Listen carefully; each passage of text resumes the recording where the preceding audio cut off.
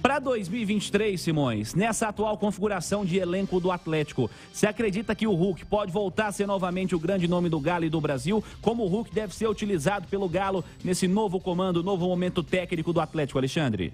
Olha, o Cirilo, o interessante em relação ao Hulk, né, que no ponto que mais interessa em relação ao atacante, que é o número principal, que é a média de gols, a dele de 2022 foi superior à de 2021, quando ele foi disparado o melhor jogador do futebol brasileiro.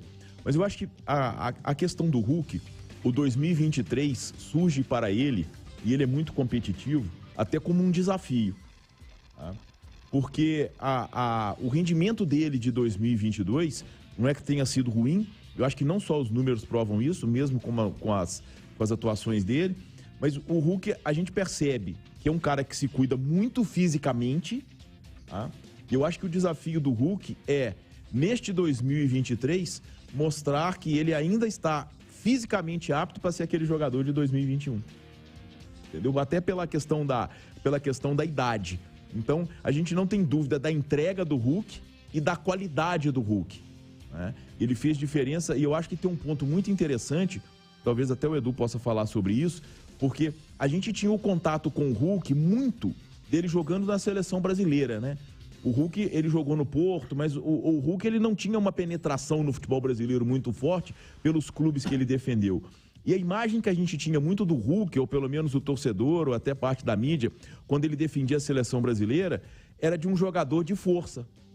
E aí o Hulk teve a oportunidade de vir jogar no Atlético e mostrar que ele não é só força.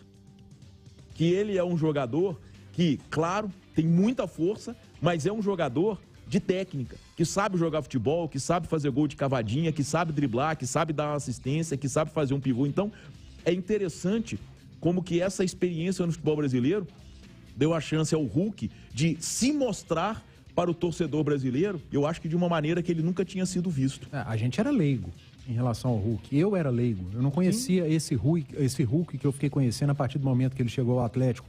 Eu acho que os técnicos brasileiros eram leigos em relação ao Hulk. O Hulk era mal utilizado na seleção brasileira. Jogou uma Copa de 2014 jogando pelo lado do campo e só.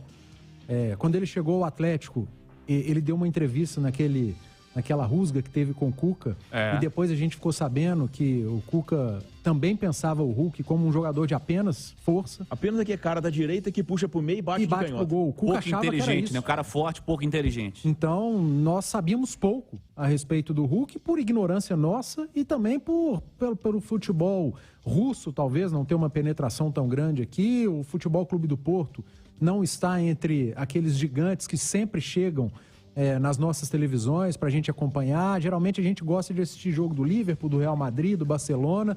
Quando tem um joguinho do Porto na televisão, fala, campeonato português, Porto, não vou assistir muito. Chinês também, mais para a reta final. O chinês. Né? Então, é pura ignorância nossa. E aí eu me coloco no meio. Eu não conhecia o Hulk, que hoje eu conheço. É um jogador que vai muito, mas não é pouco, não. Muito além do jogador de lado do campo que puxa para o meio e bate de perna esquerda. E ele tem muita qualidade técnica e ele sabia disso.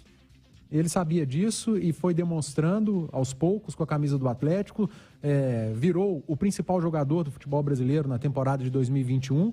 Em 2022 seguiu tendo ótimos números, só que o time não ajudava, o Atlético não rendeu o suficiente para fazer com que o Hulk seguisse na primeira prateleira dos jogadores. E hoje a gente já sabe do potencial dele e sabe que se o time do Atlético estiver organizado, rendendo e jogando em alto nível, o Hulk pode entregar muito, assim como entregou em 2021. A análise para o Hulk vale do mesmo argumento que dissemos aqui no primeiro bloco, quando o Fabrício trouxe as palavras do Alan, cara que destacou absolutamente em 2021 e no ano passado não conseguiu, porque não é só o cara que joga futebol, né? E ano passado, Cirilo, não sei se vocês se recordam, muitas das vezes a gente sentava aqui e falava, gente, o Alan tá jogando muito adiantado. O Alan tá finalizando dentro da área, o Alan é o cara que tá chutando ali da meia-lua, e ele não fazia isso. Ele era o cara que dava suporte ali, sustentação defensiva. Quem fazia isso geralmente era Jair ou alguém que jogasse à frente. Eu acho que em alguns momentos, não sei se por ordem técnica, por trabalho de semana ou por o Alan ter tocado louco e falar, vou me mandar pra frente, quero fazer esse golzinho que eu ainda não fiz com a camisa do Atlético, não dá pra gente saber. Mas eu acho que em vários momentos na temporada passada, o Alan estava totalmente fora da posição na qual ele se destacou e jogou muito bem em 2021. E aí, quando o time adversário roubava a bola, era um Deus nos acuda, porque aquele primeiro volante, o cara da sustentação, da cobertura, não estava lá. Eu queria fazer uma pergunta pro Edu. Eu não tenho uma certeza em relação a isso. Mas talvez esse desconhecimento que a gente tinha em relação ao Hulk pode ter ajudado ele um pouquinho em 2021? Pode ter ajudado e por muito pouco não atrapalhou, né? Porque o problema dele com o Cuca, eu acho que foi por desconhecimento do Cuca, assim como nós tínhamos.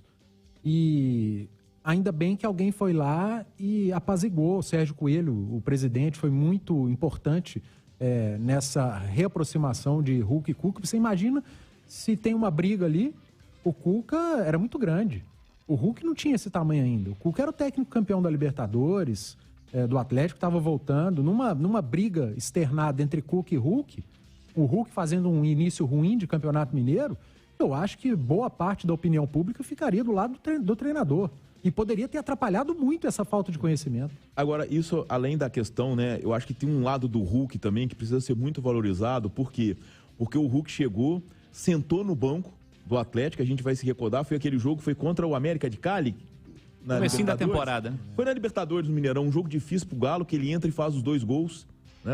O Atlético vence o jogo contra o América de Cali e a partir dali o Hulk tem uma nova história no Atlético, mas foi um cara que cobrou, e na minha visão, o Hulk cobrou com razão, porque era justamente isso, era o desconhecimento sobre o potencial dele. Não, hoje ele cobrou com muita razão.